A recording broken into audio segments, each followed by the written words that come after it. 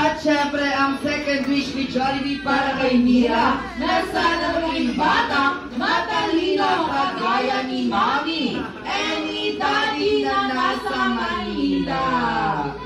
Lahat ng araw gumaganda, taas na baan ng dalawa. At syempre, ang last wish ni Jollibee para kay Mira na sana maging bata, Magasaling and of course, may takot sa Diyos. once again, bigyan natin ng malakas na palakpakan ang ating best friend na si Jollibee! Siyempre,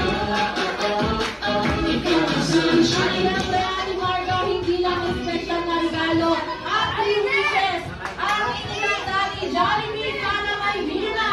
Meron din siyang inihandang dance performance.